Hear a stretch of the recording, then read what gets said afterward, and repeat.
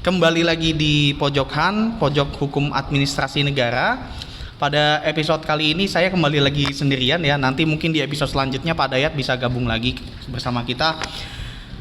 Pada episode kali ini saya akan kembali membahas yang sudah kita bahas sebelumnya ya. Segmen sebelumnya ada sedikit kita bahas tapi tidak mendalam, yaitu tentang perjanjian pemerintahan. Jadi nanti kita akan membahas apa itu perjanjian pemerintahan, kemudian konteks perjanjian pemerintahan ini seperti apa sih pelaksanaannya, dia tunduk ke hukum mana, apakah dia tunduk ke hukum perdata sebagaimana perjanjian-perjanjian yang kita kenal selama ini, atau dia juga tunduk ke hukum publik karena kan yang menjalankan adalah pemerintah. Kemudian pengadilan mana yang berwenang, karena kan dia konteksnya tadi apakah dia sama dengan perjanjian pada umumnya. Perdata berarti kan kewenangannya peradilan umum ya, hakim perdata. Tapi kalau dia kewenangan dari dia sebagai tunduk kepada hukum publik, apakah dia menjadi kewenangan dari hakim administrasi gitu ya, karena kan dalam konteks ini berarti sengketa administrasi pemerintahan antara warga masyarakat dengan pejabat tata usaha negara misalnya. Nah, inilah yang akan menjadi bahasan kita pada kali ini. Nah, pembahasan pertama kita akan membahas tentang definisi perjanjian dulu. Jadi kalau kita tadi sudah bahas sedikit ya, asal dari hukum perjanjian itu kan sebetulnya hukum perdata. Jadi kita konteksnya adalah adopsi ya, dari hukum administrasi itu adopsi dari hukum perdata sebagai instrumen pemerintahan. Perjanjian ini sebagai salah satu instrumen dari administrasi pemerintahan. Apa definisi dari perjanjian itu? Kalau kita lihat sebetulnya dia merupakan kesepakatan dari dua pihak atau lebih ya. Jadi kesepakatan dua pihak atau lebih untuk melakukan sesuatu yang mana di sini ada klausula-klausula yang diatur dalam perjanjian tersebut, baik perjanjiannya itu terikat dalam bentuk tertulis atau tidak. Nah, untuk unsur-unsur atau syarat sah dari perjanjian itu sebetulnya juga diatur di KUH Perdata ya, karena tadi kan dia adopsi dari hukum perdata. Nah, dalam pasal 1320 KUH Perdata atau Kitab Undang-Undang Hukum Perdata Berkeley Wetbook itu di pasal 1320 diatur syaratnya ada 4. Yang pertama adalah cakap, dalam artian dia cakap untuk bertindak gitu, bisa bertindak secara hukum. Kemudian sepakat ya, pertama sepakat sebetulnya, yang kedua cakap. Nah, sepakat ini dalam artian dua belah pihak ini tidak ada cacat kehendak, dua-duanya sama-sama volunteer gitu ya, dia berkehendak sendiri tanpa adanya paksaan. Kemudian yang ketiga adalah suatu hal tertentu, dalam artian dalam perjanjian ini apa yang jadi objek perjanjiannya apa, itu yang ketiga. Yang terakhir adalah sebab yang halal. Jadi hal-hal yang diatur dalam perjanjian itu tidak boleh bertentangan dengan hukum yang berlaku. Nah, sama dalam konteks perjanjian pemerintahan juga begitu, entah dia tunduk pada hukum perdata maupun dia tunduk pada hukum publik, dua-duanya baik perjanjian publik maupun perjanjian perdata itu tunduk pada syarat sah tadi ya, harusnya. Kenapa? Karena itu harusnya sudah diterima sebagai aksioma ya, atau diakui secara umum. Kita tidak perlu lagi mencari-cari apakah syarat sah dalam konteks hukum publik, perjanjian publik, itu nggak perlu ya, sama aja sebetulnya gitu, kita adopsi aja. Tapi memang tidak tunduk secara langsung gitu ya. Nah, nanti kita lihat dulu apa yang tunduk pada hukum perdata, apa saja yang tunduk pada hukum publik. Itu tadi definisi perjanjian secara umum ya. Kemudian apakah perjanjian-perjanjian yang dilakukan oleh pemerintah ini selalu tunduk pada hukum perdata, atau justru selalu tunduk pada hukum publik, atau kadang perdata kadang publik? Nah, ini yang kita akan bahas untuk bahasan kedua. Apakah perjanjian pemerintah itu tunduk pada hukum perdata saja? Tidak. Jadi ada dua konteks, ada perjanjian dalam konteks hukum perdata, ada perjanjian dalam konteks hukum publik. Perjanjian dalam konteks hukum perdata dulu ya, yang kita bahas pertama adalah konteks perdata. Objek yang kita bedakan dalam hal ini adalah objeknya. Objek dalam perjanjian hukum perdata itu adalah seputar kepemilikan atau kebendaan. Jadi seputar yang sifatnya itu ya benda gitu ya, barang gitu. Baik itu tangible maupun intangible. Ketika dia bentuknya adalah barang yang dimiliki, yang bisa dimiliki oleh negara atau instansi selaku satu entitas yang diakui oleh hukum, maka itu menjadi ranah dari hukum perdata.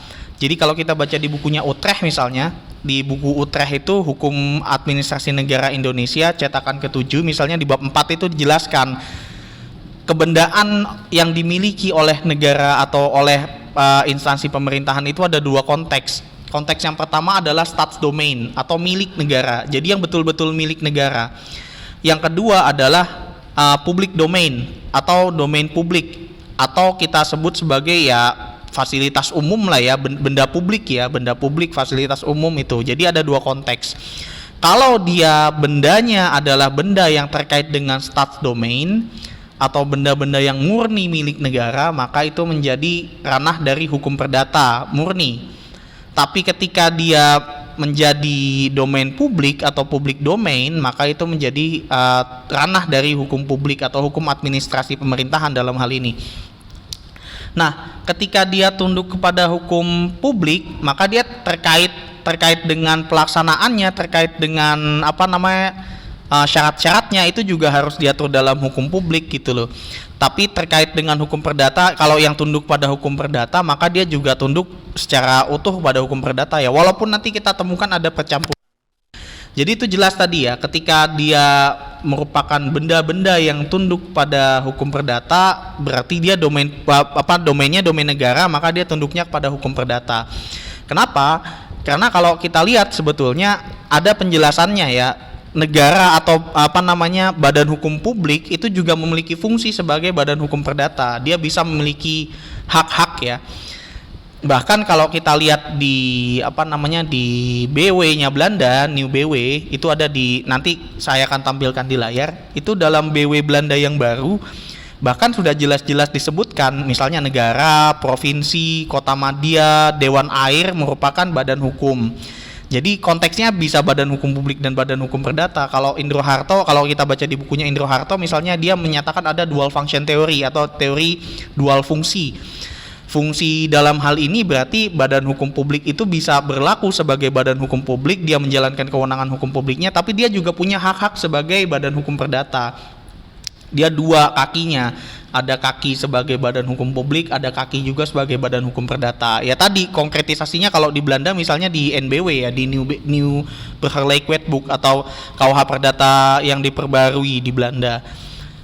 Di situ dijelaskan negara, provinsi, kota madya, dewan air itu memiliki status sebagai badan hukum. Terus kemudian di ayat 2-nya atau di ketentuan selanjutnya itu juga diatur yang memiliki kewenangan-kewenangan sama seperti mereka tadi, itu juga berdasarkan konstitusi ya, itu juga merupakan badan hukum.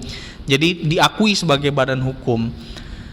Berarti dia punya kewenangan selaku badan hukum publik, tapi juga punya hak sebagai badan hukum perdata. Nah, berarti kita dapat simpulkan objek dalam hukum perdata itu sebetulnya kalau kita tarik lagi lebih jauh itu merupakan hak atau reh ya. Kalau yang diperjanjikan adalah terkait dengan hak, misalnya tadi kepemilikan atau kebendaan, maka itu menjadi ranah atau domainnya hukum perdata. Jadi misalkan tadi ya, negara punya HPL nih, punya HPL, hak-hak pengelolaan. Misalnya instansi A punya HPL, kemudian HPL itu dialihkan atau diperjanjikan kepada pihak swasta untuk dikelola atau digunakan gitu ya. Itu kan merupakan hukum perdata tunduknya. Kenapa? Karena tadi objeknya adalah hak pengelolaan itu kan hak atas tanah ya. Kalau di Undang-Undang Cipta Kerja dia diakui sebagai hak atas tanah di PP yang baru. Nah, HPL ini kan bisa ada HGB-nya juga misalkan, atau HGB ya, HGB-nya itu kemudian diperjanjikan pada pihak swasta untuk dipakai oleh pihak swasta. Nah, itu kan sebetulnya juga perjanjian antara pemerintah dengan pihak swasta. Nah, itu tunduk ke hukum perdata gitu loh, tunduknya ke BW, KUH Perdata. Kenapa? Karena tadi objeknya adalah hak. Dia kebendaan ya, tadi objeknya tanah, terus terkait dengan hak tanahnya tadi, HGB misalnya, HGB yang dimiliki oleh satu instansi tertentu. Nah, berarti dalam hal ini negara atau instansi tersebut yang memiliki perjanjian dengan pihak swasta itu kedudukannya juga sebagai badan hukum perdata, bukan sebagai badan hukum publik gitu. Nah, jadi ketika dia tunduk pada hukum perdata, dia seolah-olah bertindak sebagai badan hukum perdata, bukan sebagai badan hukum publik, karena yang diperjanjikan merupakan hak. Nah, kemudian bedanya apa dengan perjanjian di bidang hukum publik? Nah, ini kita masuk ke pembahasan yang kedua. Perjanjian dalam bidang hukum publik Lawannya hak tadi apa? Berarti kewenangan. Karena kewenangan itu adalah hak dalam bidang hukum publik. Itu nanti kita bisa baca di Undang-Undang Administrasi Pemerintahan. Di pasal 1 nanti bisa dibaca sendiri, kewenangan adalah hak ya, ada hak untuk membuat atau menetapkan keputusan dan atau tindakan. Jadi di pasal 1 angka 5 Undang-Undang 30 2014 sebagaimana diubah dalam pasal 175 Undang-Undang 11 tahun 2020 tentang Cipta Kerja, itu dijelaskan wewenang adalah hak yang dimiliki oleh badan dan atau pejabat pemerintahan atau penyelenggara negara lainnya untuk mengambil keputusan dan atau tindakan dalam penyelenggaraan pemerintahan. Jadi objeknya adalah hak kewenangan ya, kewenangan dalam konteks hukum publik gitu. Karena tadi kalau di hukum perdata objeknya adalah hak ya, hak keperdataan. Tapi kalau dalam hukum publik yang tunduk pada hukum publik, maka dia objeknya adalah wewenang pemerintahan, pasal 1 angka 5 tadi. Nah, wewenang ini nanti dibagi jadi dua lagi. Ada wewenang-wewenang yang timbul dari wewenang yang sifatnya terikat. Ada juga wewenang-wewenang yang sifatnya bebas. Atau kita bisa bagi lagi nanti untuk wewenang yang sifatnya terikat ini ada 3 ya sebenarnya ya, tapi yang bisa jadi objek cuma 2 aja. Yang pertama adalah atribusi, yang kedua adalah delegasi. Untuk kewenangan-kewenangan yang sifatnya atribusi atau yang berasal dari undang-undang atau undang-undang dasar, itu kewenangan asli ya, yang sebelumnya belum ada. Itu bisa diperjanjikan dengan pihak ketiga gitu, baik pihak swasta maupun instansi pemerintahan. Jadi sesama instansi pun bisa melakukan perjanjian. Sama di konteksnya perdata juga tadi begitu. Perdata itu antar instansi pemerintahan juga bisa melakukan perjanjian perdata kalau objeknya terkait dengan hak tadi. Nah, untuk konteksnya hukum publik ini tadi kalau atribusi ya antara pihak satu dengan pihak yang lain itu bisa melakukan perjanjian juga. Jadi misalkan gini, dia bukan delegasi ya, bukan mendelegasikan ke instansi lain, tapi ini konteksnya adalah perjanjian. Nah, kalau di Undang-Undang Administrasi Pemerintahan, Undang-Undang 30 2014 itu namanya adalah bantuan kedinasan. Di pasal 1 angka 10 nanti misalnya ada definisinya. Bantuan kedinasan adalah kerjasama antara badan dan atau pejabat pemerintahan guna kelancaran pelayanan administrasi pemerintahan di suatu instansi pemerintahan yang membutuhkan. Jadi misalkan contoh bantuan kedinasan itu adalah ini ya, antara pejabat antara instansi A atau pejabat A dengan instansi B ada pejabat B.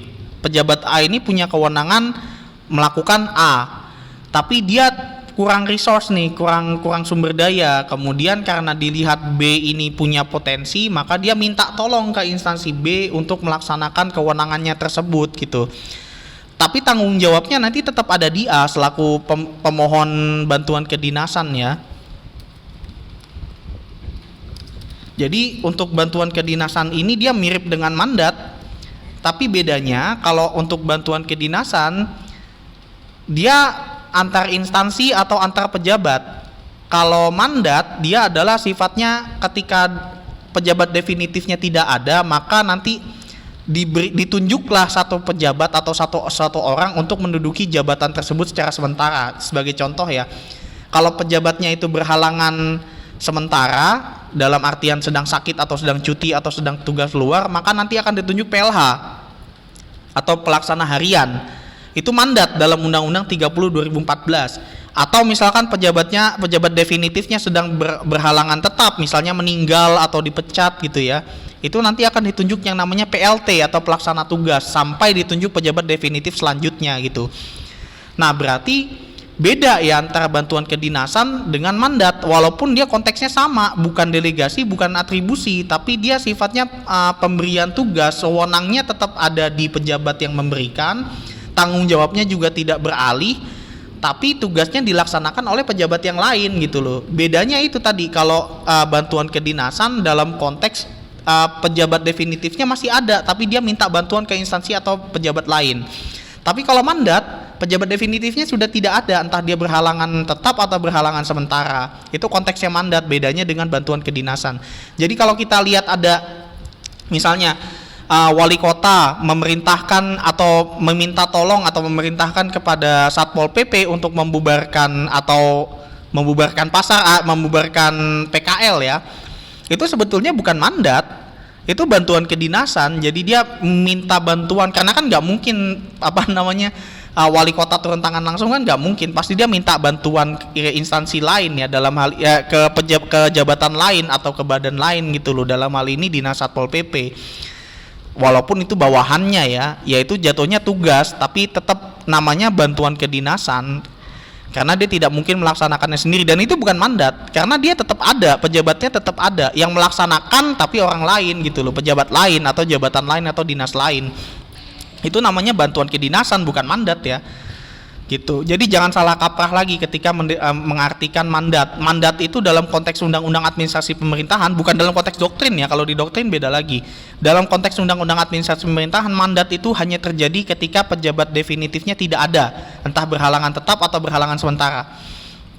Nah, itu tadi konteksnya untuk perjanjian publik yang terikat ya, yang kewenangan terikat. Objeknya adalah kewenangan terikat, entah atribusi atau delegasi. Jadi kalau dia punya kewenangan, misalnya pejabat atau wali kota, misalnya wali kota punya kewenangan untuk membongkar ya, membongkar bangunan atau membubarkan PKL misalnya. Nah itu kemudian dia melakukan perjanjian dengan dinas Satpol PP untuk bantuan kedinasan. Bantuan kedinasan itu tadi yang melaksanakan Satpol PP, tapi tanggung jawabnya tetap ada di wali kota selaku pejabat yang memiliki kewenangan tersebut ya. Nah itu tadi yang terkait dengan kewenangan terikat objeknya. Kemudian perjanjian publik yang lain yang terkait dengan kewenangan bebas atau diskresioner, kita kenal dengan diskresi ya. Nomenklatur yang digunakan dalam doktrin biasanya adalah beleidsovereenkomst atau perjanjian kebijakan. Nah ini konteksnya sebetulnya yang tadi dalam hal kebendaan tadi kan ada dua tuh, ada staatsdomein, ada public domain. Nah kalau staatsdomein atau yang benar-benar milik negara itu kan tunduk ke hukum perdata. Nah sedangkan kalau untuk public domain yang sifatnya public domain, entah fasilitas umum atau sumber daya alam, itu dia adalah perjanjian yang bentuknya diskresioner karena kewenangan pengelolaan itu kan sifatnya diskresioner ya gitu ya. Nah, kenapa dia diskresioner? Karena tidak diatur secara khusus dalam undang-undang terkait dengan kewenangan mengelola tersebut gitu loh. Jadi hanya disebut misalnya ya contoh di undang-undang Undang-Undang Dasar misalnya pasal 33 ayat 3. Bumi, air dan apa yang terkandung dalamnya itu kan dikuasai oleh negara ya untuk kemakmuran rakyat yang seluas-luasnya misalnya ya, nanti bisa dibaca sendiri pasal 33 ayat 3. Nah itu kan konteksnya negara hanya menguasai bukan memiliki gitu loh. Dalam konteks penguasaan berarti ya dia harus dikelola gitu. Nah pengelolaannya ini bisa dilakukan oleh pihak swasta gitu. Itu artinya kan objeknya adalah pengelolaan sumber daya alam atau pengelolaan fasilitas umum, karena nanti kita juga menemukan ada beberapa bentuk pengelolaan fasilitas umum juga ya. Nah itu kemudian kewenangan pengelolaan sumber daya alam itu diberikan kepada pihak swasta melalui perjanjian gitu. Misalkan contoh kontrak karya. Kontrak karya itu sebetulnya perjanjian yang sifatnya administratif, bukan perdata. Jadi dia tunduk kepada hukum administrasi atau hukum publik ya, bukan hukum perdata. Contoh lain misalnya pengelolaan fasilitas umum gitu. Nah fasilitas umum ini karena dia domain publik, jadi negara tidak memiliki, tapi dia hanya menguasai. Sedangkan ketika nanti menguasai berarti ya penggunaannya untuk publik gitu loh, untuk masyarakat. Oleh karena itu dia bukan domain dari negara tapi domain publik.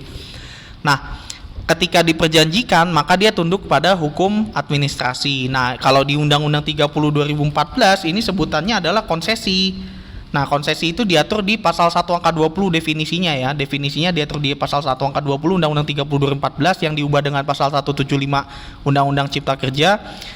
Merupakan keputusan pejabat pemerintahan yang berwenang sebagai wujud persetujuan dari kesepakatan badan dan atau pejabat pemerintahan dengan selain badan atau pejabat pemerintahan dalam mengelola fasilitas umum atau sumber daya alam. Jadi dua tuh objeknya, sumber daya alam dan atau fasilitas umum dan pengelolaan lainnya. Jadi kalau misalkan ada domain publik yang lain selain fasilitas umum itu bisa juga melalui konsesi. Berarti tadi ya yang terkait dengan domain publik yang beleidsovereenkomst tadi berarti bentuknya nomenklaturnya adalah konsesi. Kalau di Undang-Undang 30 2014 gitu ya. Jadi bentuknya adalah konsesi. Karena dia konsesi dan ini juga udah diatur sebetulnya di Undang-Undang 30 2014. Jadi dia tunduk kepada hukum administrasi, bukan hukum perdata lagi ya. Nah, kalau kita lihat konteksnya di pasal 39 misalnya, 39 ayat 4 itu dijelaskan konsesi itu bisa disebut konsesi kalau dia diterbitkan, yang pertama diterbitkan persetujuan sebelum kegiatan dilaksanakan. Jadi keputusannya itu ada dulu baru pelaksanaan kegiatannya dimulai. Misalnya tambang nih, sebelum kegiatan tambangnya dimulai harus ada konsesi dulu. Yang kedua, persetujuan diperoleh berdasarkan kesepakatan. Jadi kalau misalkan mau dibuat konsesi, dia harus ada kontrak dulu, nanti baru turunannya konsesi atau bentuk izin. Ya nomenklaturnya bisa izin, bisa konsesi, pokoknya harus ada kontrak dulu baru diterbitkan persetujuan untuk melakukan kegiatan. Yang ketiga, kegiatan yang akan dilaksanakan merupakan kegiatan yang memerlukan perhatian khusus. Nah, ini diskresinya di sini nih.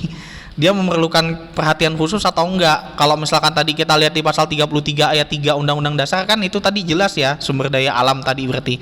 Terus yang kedua di definisi yang tadi di awal itu ada fasilitas umum. Yang ketiga tadi yang lainnya gitu, yang memerlukan perhatian khusus gitu.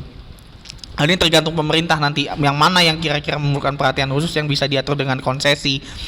Nah, ketika dia dilakukan dengan konsesi, berarti perjanjian itu tunduk pada hukum publik, bukan hukum perdata gitu loh, jelas-jelas itu ya. Kenapa? Kayak kontrak karya gitu, misalnya kontrak karya itu kan nanti kemudian ditindaklanjuti dengan perizinan. Nah, ini bentuknya sebetulnya ya kontrak karya itu perjanjian di ranah hukum publik, bukan di ranah hukum perdata. Karena tadi objeknya adalah kewenangan diskresioner. Kalau di doktrin kita kenal dengan Blades of Rancoms. Ini ada dua referensinya yang saya temukan, yang paling mudah ditemukan itu ada dua. Pertama tulisannya Prof. Laica Marzuki tentang perjanjian kebijakan atau Blades of Rancoms, itu jurnal. Yang kedua di buku Indro Harto, buku 1 kalau nggak salah, buku 1 memahami Undang-Undang Peradilan Tata Usaha Negara, usaha-usaha memahami Undang-Undang Peradilan Tata Usaha Negara, buku 1, nanti bisa dibaca sendiri apa itu Blades of Rancoms. Ya kurang lebih yang saya jelaskan tadi lah. Jadi objeknya adalah pengelolaan gitu ya, karena negara itu berwenang untuk mengelola, tapi kan nggak secara jelas diatur dalam undang-undang gimana pengelolaannya. Nah itu bentuknya nanti bisa diperjanjikan dengan pihak swasta. Oke, berarti ini udah clear ya. Tadi untuk perjanjian pemerintah yang tunduk pada hukum publik itu dibagi jadi dua konteks lagi. Yang pertama konteksnya adalah kewenangan yang terikat yang terdiri dari atribusi dan delegasi, bisa dilakukan antara instansi pemerintahan maupun dengan pihak swasta. Misalnya contoh tadi tentang pemungutan PNBP itu kan bisa dilakukan oleh pihak swasta ya, asal ada perjanjiannya dulu. Kemudian yang kedua terkait dengan kewenangan yang sifatnya diskresioner atau sifatnya bebas gitu. Jadi sebutannya Blades of Rancoms atau perjanjian kebijakan. Nah, dari sini kita bisa simpulkan bahwasanya perjanjian-perjanjian yang dilakukan oleh pemerintah itu tidak selalu tunduk kepada hukum publik atau tidak juga tunduk selalu kepada hukum perdata. Dia bisa antara tunduk kepada hukum publik maupun tunduk pada hukum perdata. Tergantung objeknya. Kalau objeknya adalah hak, maka dia tunduk pada hukum perdata. Tapi kalau dia objeknya adalah kewenangan atau wewenang, maka dia tunduk pada hukum publik. Itu jelas ya berarti ya, clear sampai sini. Kemudian apa implikasinya? Implikasinya ya karena kita kenal dikotomi pengadilan, berarti ya implikasinya ke kewenangan pengadilan juga. Untuk perjanjian-perjanjian yang tunduk pada hukum perdata ya jelas berarti kewenangannya hakim perdata di peradilan umum berdasarkan pasal 25 ayat 2 Undang-Undang Kekuasaan Kehakiman. Sedangkan untuk kewenangan dari pengadilan yang berwenang untuk mengadili perjanjian yang tunduk di hukum publik, nah ini masih dilema juga nih. Karena tergantung tergugatnya siapa. Kalau tergugatnya adalah badan atau pejabat tata usaha negara, maka dia kewenangannya peradilan tata usaha negara. Tapi kalau tergugatnya adalah pihak swasta, maka dia jadi kewenangannya dari peradilan umum lagi, balik lagi gitu ya. Kenapa? Karena kalau kita lihat di Undang-Undang Peradilan Tata Usaha Negara sekarang, misalnya di pasal 1 angka 12 Undang-Undang 51 2009, itu definisi tergugat masih terbatas. Tergugat adalah badan atau pejabat tata usaha negara yang menerbitkan keputusan dan atau tindakan, kalau ini konteksnya ya, karena kan udah ada perluasan kewenangan. Jadi pejabat atau badan tata usaha negara yang bisa jadi tergugat di peradilan tata usaha negara, pihak swasta nggak bisa. Nah kalau pihak swasta yang jadi tergugat berarti gimana? Ya tetap ke peradilan umum, karena peradilan umum ini adalah dalam doktrin dikenal sebagai res rechter. atau residual rechter, ya kita kenal sebagai res rechter atau residual rechter lah.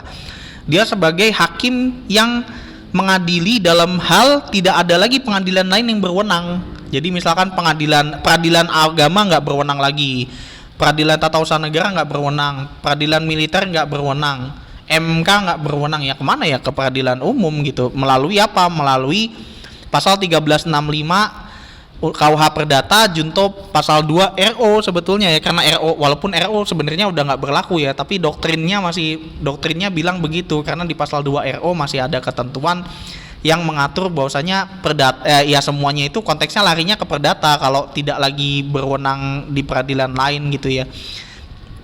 Nanti bisa dilihat juga perbandingannya dengan misalnya negara Belanda. Di Belanda itu juga sama, di pasal, saya lupa, pasal 112 Grondwet kalau nggak salah. Di Grondwetnya Belanda itu peradilan umum dalam konteks hakim yang ada di rechtbank itu di tingkat pertama itu dia sebagai peradilan sisa ya, hakim sisa. Jadi kalau misalkan hakim administrasi nggak berwenang ya larinya kemana ya, ke perdata gitu. Mungkin itu aja ya terkait dengan konteksnya pengaturannya di Indonesia. Kita larinya kemana kalau misalkan untuk perjanjian yang tunduk ke hukum perdata ya berarti larinya ke BW, ke KUH Perdata. Sedangkan kalau untuk perjanjian-perjanjian yang terkait atau terikat dengan hukum publik ya larinya ke Undang-Undang 30 2014 tentang administrasi pemerintahan yang diubah dengan Undang-Undang 11 2020 tentang Cipta Kerja serta undang-undang lain yang terkait. Kayak misalkan Undang-Undang Minerba, Undang-Undang Kehutanan gitu ya, yang terkait dengan sektor-sektor tertentu gitu, atau Undang-Undang Perkebunan kalau misalkan dia perkebunan ya, konsesi yang terkait dengan keperkebunan atau izin-izin yang terkait dengan perkebunan gitu. Jadi udah jelas tuh untuk Indonesia pengaturannya kalau perdata di KUH Perdata, kalau perjanjian hukum publik tunduknya ke Undang-Undang Administrasi Pemerintahan dan Undang-Undang sektoral lainnya yang terkait. Nah, ini bisa kita lihat juga perbandingannya. Karena apa? Awalnya itu pembagian perjanjian yang tunduk ke hukum perdata dengan perjanjian yang tunduk kepada hukum publik itu pertama kali sebetulnya di Eropa, terutama di Prancis misalnya ya. Di Prancis itu ada ibaratnya perjanjian yang tunduk pada droit administratif atau kepada hukum administrasi, ada juga yang tunduk kepada droit sivil atau hukum perdata gitu. Ini sebetulnya doktrinnya dari Prancis. Nah, kenapa kita harus ambil itu? Kenapa? Karena ya simple, karena kita punya dikotomi pengadilan mana yang berwenang ya sesuai dengan kewenangannya masing-masing gitu. Nggak bisa kita bilang pengadilan A punya kewenangan A, pengadilan B punya kewenangan B, tapi punya B kemudian diambil A atau sebaliknya, itu nggak boleh sebetulnya. Simple as that sebenarnya, sesimpel itu, karena kita punya dikotomi pengadilan. Jangan sampai nanti kita salah alamat dalam melakukan gugatan gitu. Karena punya hukum acara masing-masing, karakter hukumnya juga berbeda-beda gitu. Untuk sengketa-sengketa administrasi pemerintahan yang ada di peradilan tata usaha negara, pasti karakter penyelesaian sengketanya berbeda dengan perdata. Kenapa? Karena hakim perdata itu misalnya ya sikapnya pasif. Dia nggak akan nanya-nanya kepada pihak harus bawa apa, harus bawa bukti apa, harus membuktikan apa, harus mendalilkan apa, nggak mungkin. Karena hakim perdata itu sikapnya pasif. Walaupun ada tendensi akan beralih menjadi positif, akan menjadi aktif gitu ya, tapi selama ini yang terjadi dalam hukum acara perdata, hakim dalam hukum acara perdata sifatnya pasif. Itu salah satu asas dalam hukum acara perdata. Tapi dalam hukum acara peradilan tata usaha negara, hakim itu sikapnya aktif. Karena dia sebagai apa ya, hakim sebetulnya dominus litis ya, tapi konteksnya dalam hal ini hakim administrasi pemerintahan atau hakim tata usaha negara itu sifatnya dia lebih aktif. Misalnya contoh di pasal 107 Undang-Undang 586, hakim itu bisa memberikan beban pembuktian kepada pihak-pihak yang dia minta gitu. Misalkan dia minta tergugat bawa bukti A, terus penggugat suruh bawa bukti B, itu bisa. Kemudian contoh di dalam pasal 63 Undang-Undang 586, dia juga bisa melakukan pemeriksaan persiapan supaya nanti gugatannya penggugat itu sempurna gitu. Dia juga bisa minta ke tergugat untuk hadir pemeriksaan persiapan membawa data-data yang dia minta. Itu bedanya sebetulnya. Kenapa? Karena ya itu tadi asumsinya antara pejabat atau badan tata usaha negara dengan warga masyarakat itu kan nggak imbang gitu. Jadi perlu pengadilan khusus gitu. Ya memang peradilan tata usaha negara itu harus diakui sebagai pengadilan khusus, sama militer juga pengadilan khusus, pengadilan agama juga pengadilan khusus. Makanya peradilan umum dinamakan peradilan umum karena sebetulnya ya itu tadi dia diatur dulu nih yang khusus nih, yang khusus. Peradilan tata usaha negara khusus menangani sengketa administrasi pemerintahan. Kemudian peradilan militer khusus menangani pidana militer dan sengketa tata usaha negara, sengketa tata usaha militer. Kemudian peradilan agama khusus menangani sengketa antara orang Islam. Itu kalau di pasal 25 Undang-Undang Kekuasaan Kehakiman. Baru sisanya kalau yang lain tidak berwenang baru ke peradilan umum gitu. Ya, termasuk perkara-perkara perdata dan pidana. Kalau yang tadi sisa itu yang misalkan yang lain nggak berwenang lagi, sisanya ke perdata gitu loh. Kalau misalkan peradilan tata usaha negara nggak berwenang, ya larinya ke perdata gitu. Jadi konteksnya adalah murni pure karena kita mengenal dikotomi jenis pengadilan. Jadi jangan sampai kita salah alamat, dan juga tadi karakter hukumnya beda-beda gitu loh. Karena hukum publik itu lebih lebih bersifat memaksa kan ketimbang hukum perdata yang hanya berlandaskan pada kesepakatan para pihak gitu. Kalau hukum publik kan ada sarana pemaksaannya, misalnya ada sanksi administratif tuh. Nah kalau untuk perdata kan sebetulnya kesepakatan aja gitu, diaturnya dalam perjanjian. Kalau nggak diatur dalam perjanjian, terus nggak ada unsur naturalianya juga, kan ada unsur naturalia, ada unsur esensialia ya. Kalau nggak ada dalam dua-duanya ya udah nggak dianggap sebagai hal yang mengikat gitu. Beda dengan hukum publik. Kalau hukum publik itu dia pure diatur dalam hukum publik dan dia sifatnya memaksa. Walaupun tadi gitu ya unsur-unsur dalam perjanjian itu tetap kita adopsi dari hukum perdata. Seperti misalkan tadi syarat sah perjanjian itu kan kita ambil adopsi unsurnya dari pasal 1320, sepakat, cakap, sebab suatu hal tertentu dan sebab yang halal. Itu tetap ada dalam perjanjian hukum publik. Kalau salah satu syarat ini tidak terpenuhi ya berarti perjanjiannya nggak sah gitu. Walaupun dalam hukum publik nggak ada, adanya itu di KUH Perdata, yaitu kita bisa adopsi. Selebihnya yaitu tunduk kepada hukum perdata. Mungkin sekian aja dari saya, terima kasih telah menyimak. Assalamualaikum warahmatullahi wabarakatuh.